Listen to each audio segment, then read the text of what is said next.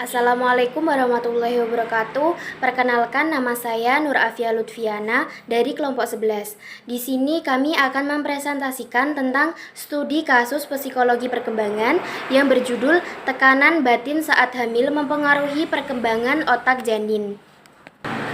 Yang pertama adalah pengertian psikologi.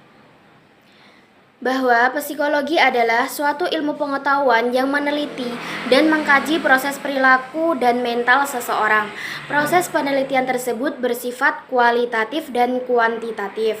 Penelitian kuantitatif menggunakan metode pengumpulan data, sedangkan penelitian kualitatif menggunakan metode observasi. Yang kedua adalah pengertian perkembangan dan masa Golden Age. Perkembangan adalah sebuah pola perubahan yang dimulai sejak bertemunya sel sperma dan sel telur di dalam tuba falopi seorang wanita dan berlanjut sampai sepanjang kehidupan manusia. Perkembangan dapat dilihat pada proses mental, sedangkan pertumbuhan bisa dilihat pada peningkatan dan struktur. Perkembangan berkait dengan hal-hal yang bersifat fungsional, sedangkan pertumbuhan bersifat biologis. Perkembangan berlangsung seumur hidup, sedangkan pertumbuhan mempunyai batas waktu tertentu. Yang ketiga adalah perkembangan anak usia dini. Brecht mengatakan bahwa ruang lingkup perkembangan anak mencakup perkembangan kognitif, kecerdasan, fisik, emosi, bahasa, moral, dan sosial. Yang keempat adalah cara alternatif pembelajaran di sekolah. Di tingkat pendidikan sekolah dasar, cara alternatif yang dapat digunakan oleh guru untuk menyampaikan materi pembelajaran Islam dengan merancang komik yang sesuai untuk siswa, sehingga mereka lebih antusias dan tidak bosan ketika belajar di kelas. Desain komik ini juga dapat diterapkan pada anak usia dini dengan cara orang tua membaca komik Islam tentang moral anak sebelum tidur di malam hari, sehingga orang tua dapat merangsang perkembangan otak anak-anak yang dapat mempengaruhi moral mereka di masa depan nanti. Yang kelima adalah periode perkembangan. Para psikologi mengatakan bahwa anak-anak mengalami beberapa periode perkembangan. Harlock mengatakan ada 5 tahapan perkembangan pada masa anak-anak. Yang pertama adalah periode prenatal, yaitu periode masa bertemunya sel sperma dan ovum sampai melahirkan. Yang kedua adalah periode mulai dari bayi baru lahir sampai minggu kedua. Yang ketiga adalah minggu kedua setelah masa kelahiran sampai tahun kedua. Yang keempat adalah awal masa anak-anak 2-6 tahun. Dan yang kelima adalah masa akhir anak-anak umur 6-12. Assalamualaikum warahmatullahi wabarakatuh. Di sini saya akan melanjutkan materi dari teman saya. Materi selanjutnya yaitu metode pengumpulan data dalam penelitian. Denzim dan Lincoln mengatakan bahwa penelitian kualitatif merupakan metode atau cara pengumpulan data dari berbagai informasi yang fakta tentang suatu kepercayaan dan kebenaran atau kebohongan terhadap suatu pengakuan yang fakta, seperti wawancara, studi kasus, pengalaman pribadi, dan lain sebagainya. Untuk memperoleh data yang dibutuhkan, peneliti menggunakan metode observasi dan cerita. Pertama yaitu observasi. Sujana mengatakan bahwa observasi merupakan suatu kegiatan pengamatan yang mempelajari tentang suatu gejala dan peristiwa melalui mencatat data atau sebuah informasi, pendengaran, dan penglihatan yang tersusun dengan baik dan sistematis. Yang kedua, cerita atau historis.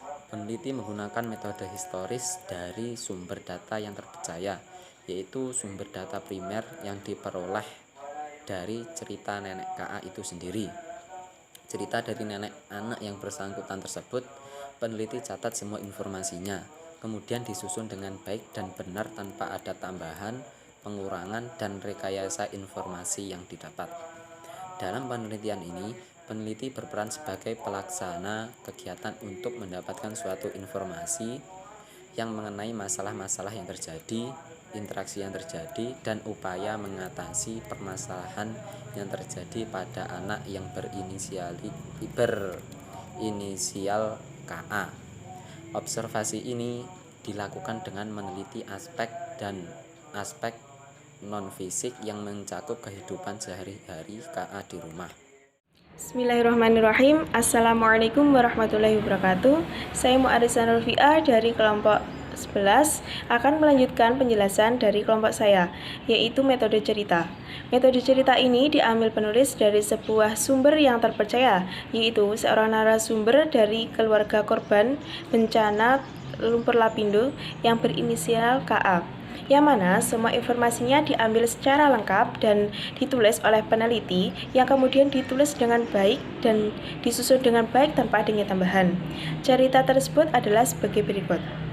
Pada tahun 2006 silam, ada sebuah bencana alam yaitu lumpur Lapindo di Kabupaten Sidoarjo, Jawa Timur, yang mana bencana tersebut mengakibatkan seluruh pemukiman penduduk tersebut rusak, yang mengakibatkan semua penduduk harus mengungsi. Salah satunya adalah korban dari keluarga yang berinisial KA, tepatnya di rumah keluarga dari ibu KA.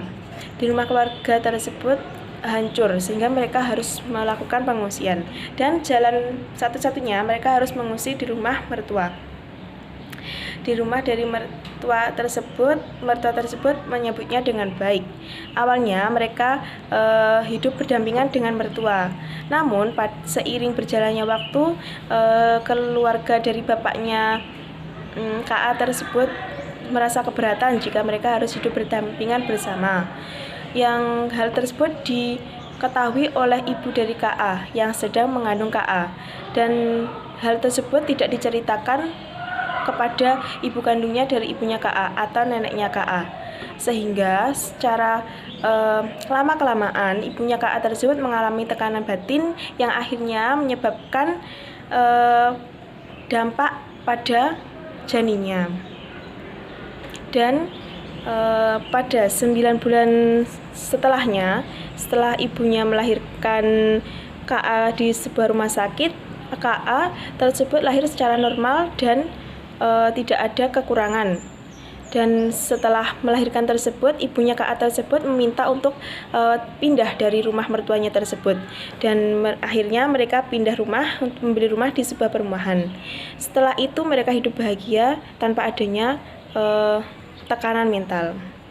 Pada saat itu, salah satu masalah muncul pada orang tua KA tersebut, yaitu KA tersebut mengalami keterlambatan membaca dan keterlambatan anak KA tersebut dalam memahami perkataan orang lain.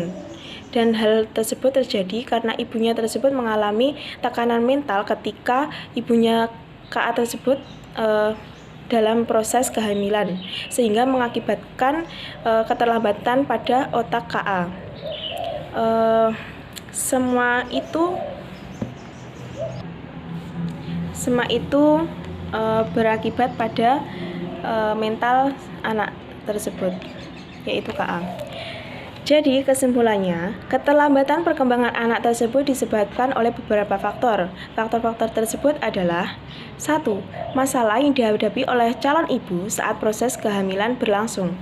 Yang kedua yaitu faktor genetik atau faktor keturunan. Yang ketiga yaitu faktor kelahiran prematur.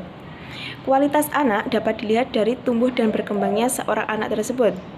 Semua orang tua pasti menginginkan anaknya tumbuh dengan sehat, cerdas, berakhlak mulia, dan baik fisiknya maupun batinnya. Untuk memenuhi hal tersebut, orang tua itu harus memenuhi kriteria agar seorang anak dapat menjadi yang sesuai keinginan orang tua. Hal-hal tersebut adalah: 1. Yaitu pemantauan baik dari aspek psikologi, fisik maupun sosial. Pemantauan tersebut harus dilakukan secara teratur dan berkesinambungan. Pendidikan anak usia dini secara global mengembangkan anak dalam segala aspek secara menyeluruh, termasuk aspek seni yang disebut dengan global learning.